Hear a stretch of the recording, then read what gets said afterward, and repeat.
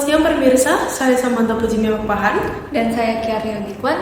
Selama beberapa menit ke depan, Anda akan bersama kami mengantarkan berita menarik seputar perancangan proyek mitigasi banjir di ibu kota DKI Jakarta yang terhenti. Kerap kali kita mendengar kata geohazard. Namun, apakah Anda tahu apa pengertiannya? Geohazard adalah bahaya ataupun ancaman yang timbul dari aktivitas geologi ataupun geofisika. Dan salah satu contohnya yaitu banjir bandang. Banjir bandang kerap kali melanda ibu kota DKI Jakarta. Menurut situs resmi pantaubanjir.go.id, banjir bandang di Jakarta sudah membunuh kurang lebih 56 nyawa sejak tahun 2014 hingga tahun 2020.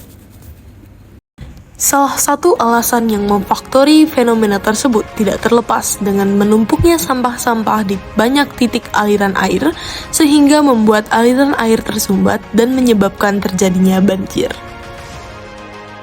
Banjir bandang tentunya sangat mengganggu aspek kehidupan masyarakat yang terdampak, seperti diharuskannya untuk mengungsi, hilangnya barang-barang berharga, bahkan diharuskannya banyak orang untuk menjalani pengobatan akibat luka-luka yang serius. Salah satu aksi pemerintah Jakarta dalam memitigasi banjir di Jakarta adalah dengan membangun turap pada daerah Kali Angke di Kembangan Utara yang dibangun untuk mengatasi masalah banjir yang sering terjadi di daerah tersebut. Turap ini berfungsi untuk menahan dan juga mengalirkan air dari aliran sungai agar tidak meluap dan merendam pemukiman penduduk di sekitarnya. Dengan adanya turap ini diharapkan agar dapat mengurangi risiko banjir dan memberikan perlindungan bagi warga yang tinggal di sekitar Kali Angke. Selain itu, pembangunan turap ini juga bertujuan untuk meningkatkan kualitas lingkungan di daerah tersebut. Karena air yang mengalir di kali tersebut dipantau dan dibersihkan secara lebih efektif. Terwujudnya pembangunan turap sepanjang 26 meter dan tinggi 3 meter ini dilatar belakangi dengan keluhan rakyat kepada pemerintah mengenai banjir yang kerap terjadi di kawasan Kali Angke, RT 7 RW 2 Kembangan Utara, yang bertujuan tidak hanya untuk memperlancar aliran air sebagai salah satu bentuk mitigasi banjir, namun juga supaya tidak ada lagi yang jatuh tercebur ke dalam kali tersebut. Pembangunan turap ini telah dirancang dan dijalankan sejak tahun 2016 lalu oleh Dinas SDA.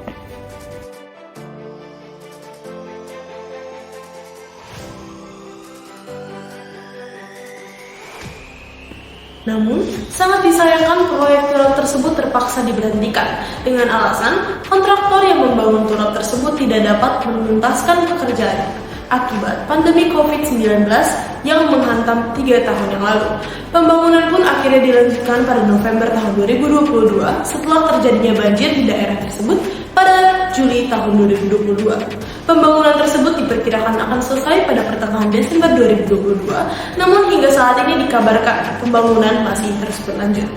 Amat disayangkan, turap yang sedang dibangun bocor dan mengakibatkan banjir di daerah tersebut. Menurut kesaksian warga setempat, turap hanya dipancangkan namun tidak diselesaikan.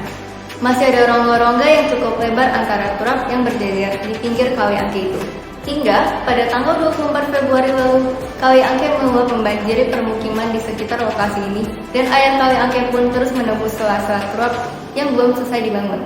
Warga terus mengeluh mengenai proyek turap yang mandek ini dan kini proses penyelesaiannya pun masih berlangsung hingga sekarang. Demikianlah informasi mengenai perancangan proyek mitigasi banjir di ibu kota DKI Jakarta yang terhenti. Dalam upaya mengurangi dampak buruk geohazard, proyek ini dirancang dan dikembangkan untuk meminimalkan risiko yang mungkin terjadi pada lingkungan sekitar.